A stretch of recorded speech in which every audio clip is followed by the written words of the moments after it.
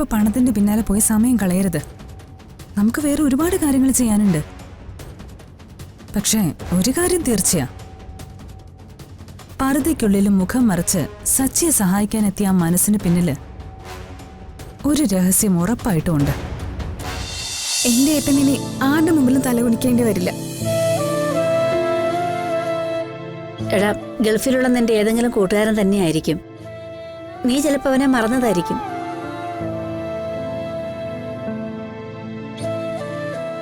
ഗൾഫിലെ സുഹൃത്തല്ല അമ്മ ഇത്.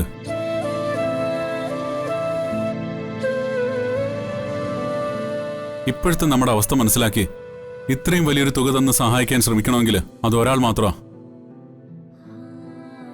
പക്ഷേ ഈ പണം അവര് കൊണ്ടുവന്നത് എന്തിനാണെന്ന് എനിക്കറിയണം.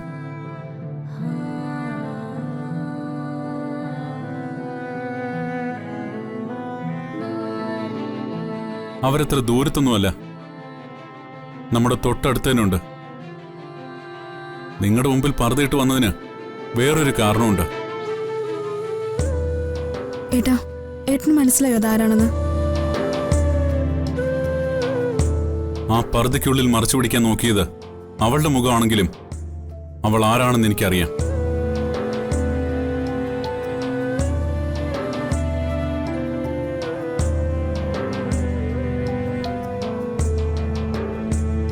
ചെയ്തുപോയ തെറ്റിന്റെ കുറ്റബോധം മറക്കാൻ പർദ്ദയിട്ട് വന്ന് പണം നൽകി പോവാന്ന് കരുതിയോ? അങ്ങനെ കള്ളപ്പേരിൽ പർദ്ദയിട്ട് ഇവിടെ വന്ന് നീ ഞങ്ങളെ സഹായിക്കണ്ട.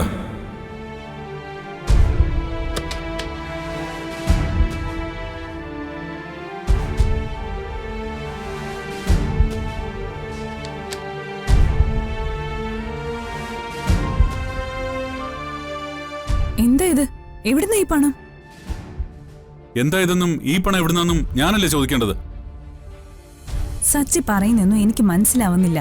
വെറുതെ കുറച്ച് പണം കൊണ്ടുവന്ന് എന്റെ മേശപ്പുറത്തെറിഞ്ഞിട്ട് ഇങ്ങനെ പരസ്പര ബന്ധമില്ലാതെ സംസാരിച്ചാ ഞാനെന്ത് മറുപടി പറയാനാ? അപ്പോ ഇതിനെക്കുറിച്ച് വക്കീലിനൊന്നും അറിയില്ലെന്നാണോ? മനുഷ്യന് മനസ്സിലാവുന്ന രീതിയിൽ പറഞ്ഞാൽ മനസ്സിലാവും. അല്ലാതെ ഇങ്ങനൊരു ഡ്രാമാറ്റിക് സിറ്റുവേഷൻ ഉണ്ടാക്കി ഷോ കാണിച്ചാ എനിക്കൊന്നും മനസ്സിലാവില്ല. അത് തന്നെ എനിക്കും പറയാനുള്ളേ. വക്കീലിന്റെ കയ്യിൽ ഇത്രയും പണം എന്തായാലും ഉണ്ടാവില്ലെന്ന് എനിക്കറിയാം. എവിടുന്ന് എത്ര പണം സംഘടിപ്പിച്ചേ? എന്തിനാ ഈ നാടകം? നാടകോ? സച്ചി എന്തൊക്കെയാ പറയുന്നേ? വക്കീലെ, ഒന്നും അറിയാത്ത പോലെ അഭിനയിക്കല്ലേ. എനിക്കറിയാത്ത കാര്യം അറിയാന്ന് ഞാൻ നടിക്കാറില്ല. വക്കീല് പറഞ്ഞിട്ടല്ലേ ഇന്നലെ എന്റെ വീട്ടിൽ ആ പർദ്ദ ധരിച്ച സ്ത്രീ പണവുമായിട്ട് വന്നത്. പർദ്ദ ധരിച്ച സ്ത്രീയോ? അപ്പോ വക്കീലിന് അങ്ങനെ ഒരു സ്ത്രീയെ അറിയയില്ലെന്നാ? എനിക്കെങ്ങനെ അറിയാനാ? ഞാൻ എന്തിനാ ഇത്രയും പണം സച്ചിയുടെ വീട്ടിലേക്ക് കൊടുത്തുവിടുന്നേ? അത് തന്നെ എനിക്കും അറിയേണ്ടത്. ഗൾഫിലുള്ള എന്റെ സുഹൃത്ത് കൊടുത്തയച്ചാണെന്നും പറഞ്ഞ അമ്മയുടെ കയ്യില് അവർ ഇത്രയും പണം കൊടുത്തത്. പക്ഷേ എനിക്ക് ഗൾഫിൽ അങ്ങനെ ഒരു സുഹൃത്തില്ല. ഞാൻ കരുതിയത് എന്റെ ഇപ്പോഴത്തെ അവസ്ഥ കണ്ടിട്ട് വക്കീല് തന്നെ എന്നെ സഹായിക്കാൻ ഒരു നാടകം കളിച്ചാണെന്നാ. അല്ലെങ്കിൽ ഇത്രയും പണം നിന്ന് എന്നെ സാമ്പത്തികമായി സഹായിക്കാൻ ലോകത്തെവിടെയും എനിക്ക് ആരുമില്ല. എന്റെ ഈശ്വര, സച്ചി എന്നെ വിശ്വസിക്കണം. എനിക്കിതിനെ കുറിച്ച് ഒരു അറിവുമില്ല.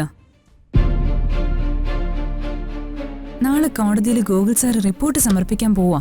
നമ്മൾ കേസ് ജയിക്കാൻ പോകുന്നു എന്ന ആശ്വാസത്തിലാ ഞാൻ. സന്ദീപ് മൊഴി മാറ്റുന്ന ടെൻഷനില് അവനെ ക്രോസ് ചെയ്യാനുള്ള പോയിന്റുകൾ ഇതാ നോക്കിക്കൊണ്ടിരിക്കുമായിരുന്നു. അതുമാത്രമല്ല, എനിക്ക് സച്ചിയും കുടുംബത്തെയും പണം തന്ന് സഹായിക്കാനാണെങ്കിൽ ഇങ്ങനൊരു നാടകത്തിന്റെ ആവശ്യമുണ്ടോ? എന്റെ കയ്യിലുള്ള പണം നേരിട്ട് അമ്മയുടെയോ സച്ചിയുടെ കയ്യിൽ തരാമല്ലോ. അപ്പോ വക്കീലിന് ഇതിലൊരു കൈയില്ലെന്നാണോ? കൈ ഇല്ലെന്ന് മാത്രമല്ല, എനിക്കിതൊരു ഷോക്ക് കൂടിയാ. എന്നാലും ഇതിനു പിന്നിൽ ഞാനാണെന്ന് സച്ചി വിശ്വസിച്ചു കളഞ്ഞല്ലോ. അല്ലാതെ പിന്നെ എന്നെ സഹായിക്കാൻ വേറെ ആര് വരാനാ? അമ്മ പറഞ്ഞത് ഒരു പർദ്ദ ധരിച്ച സ്ത്രീ എന്നാ ആരായിരിക്കും? ഒരുപക്ഷെ സച്ചിയുടെ നന്ദേട്ടൻ കൊടുത്തേച്ച പണമാണെങ്കിലോ? ഒരിക്കലും അല്ല. നന്ദേട്ടൻ ആകെ അവിടെ പ്രശ്നത്തില. മാത്രമല്ല, നന്ദേട്ടൻ ഇപ്പൊ പഴയ ആളുമല്ല. ഒന്ന് വിളിക്കുന്ന പോലും വളരെ അപൂർവ. പിന്നെ ഇതാരായിരിക്കും? അപ്പൊ ഒരു കാര്യം ഉറപ്പായി, സച്ചിയെ സഹായിക്കാൻ മറ്റാരും ഉണ്ട്. സ്വന്തം ഐഡന്റിറ്റി വ്യക്തമാക്കാൻ ആഗ്രഹിക്കാത്ത ആരോ ഒരാൾ. സച്ചിയുടെ വീടിന്റെ അവസ്ഥയും കേസിന്റെ കാര്യങ്ങളും അറിയാവുന്ന ആരോ ഒരാളാ ഈ പണം അവിടെ എത്തിച്ചെന്നുള്ള കാര്യം ഉറപ്പാ. എനിക്കങ്ങനെ ആരുടെയും ദാനം വേണ്ട വക്കീലേ. സ്വന്തം കുടുംബത്തെ തിരിച്ചുപിടിക്കാൻ എനിക്ക് മറ്റൊരാളുടെ കാശ് ആവശ്യമില്ല. ഇതാരാണെന്ന് എനിക്ക് കണ്ടുപിടിക്കണം. എന്നിട്ട് ഈ പണം തിരികെ ഏൽപ്പിക്കണം. സച്ചി, ഇപ്പൊ പണത്തിന്റെ പിന്നാലെ പോയി സമയം കളയരുത്. നമുക്ക് വേറെ ഒരുപാട് കാര്യങ്ങൾ ചെയ്യാനുണ്ട്. പക്ഷേ ഒരു കാര്യം തീർച്ചയാ, പർദ്ദയ്ക്കുള്ളിലും മുഖം മറച്ച് സച്ചിയെ സഹായിക്കാനെത്തിയ ആ മനസ്സിന് പിന്നില് ഒരു രഹസ്യം ഉറപ്പായിട്ടും ഉണ്ട്.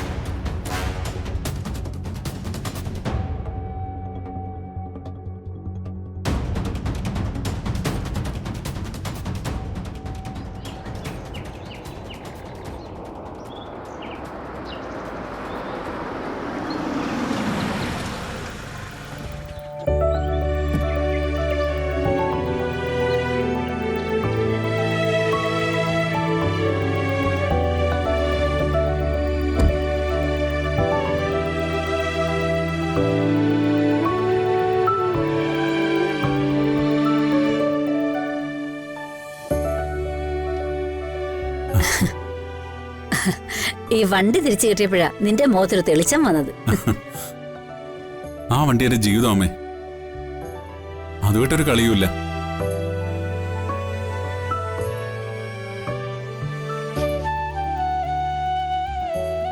ആ, പൈസ കൊടുക്കാനുള്ളവർക്കൊക്കെ കൊടുത്തോ മോനെ?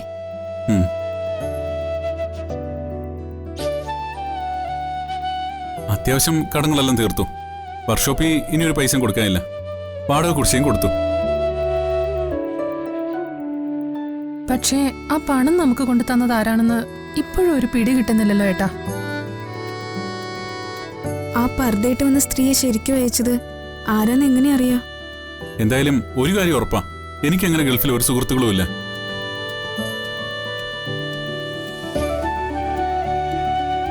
എന്റെ സുഹൃത്തുക്കളൊക്കെ എന്റെ നമ്പർ കണ്ടാൽ പോലും എടുക്കാത്തവരാ. പിന്നെ ഇതേത് സുഹൃത്താണെന്ന് എത്ര ആലോചിച്ചിട്ടും ഇതുവരെ പിടികിട്ടുന്നില്ല. ദൂരെ ഇരുന്ന് ആരോ നമ്മുടെ അവസ്ഥ മനസ്സിലാക്കുന്നുണ്ട്. അതാരായാലും ഇന്നല്ലെങ്കിൽ നാളെ വെളിച്ചത്ത് വരാതിരിക്കില്ലല്ലോ.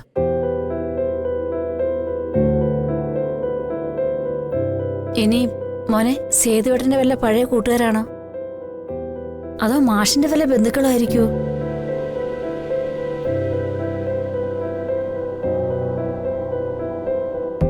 ഏയ്, അങ്ങനെ വരാൻ ഒരു വഴിയും കാണുന്നില്ല. അമ്മ ഇനി അതേക്കുറിച്ച് ആലോചിച്ച് തലപുണ്ണാക്കണ്ട. അത്യാവശ്യ സമയത്ത് ആരോ നമുക്ക് പണം തന്നു. അതിന്റെ പിന്നിലുള്ളത് ആരായാലും നമുക്ക് അവരോട് പറയാനുള്ള നന്ദി ദൈവത്തിനോട് പറയാം. മോനെ, കോടതിയിൽ ആ കമ്മീഷൻ റിപ്പോർട്ട് വക്കീലിന് കൊടുത്തോന്നറിയാവോ? അഡ്വക്കേറ്റ് കമ്മീഷൻ നാളെ റിപ്പോർട്ട് കൊടുക്കുമെന്നാ നമ്മുടെ വക്കീല് പറഞ്ഞു. ആരാ? ആരതിമോളാണോ?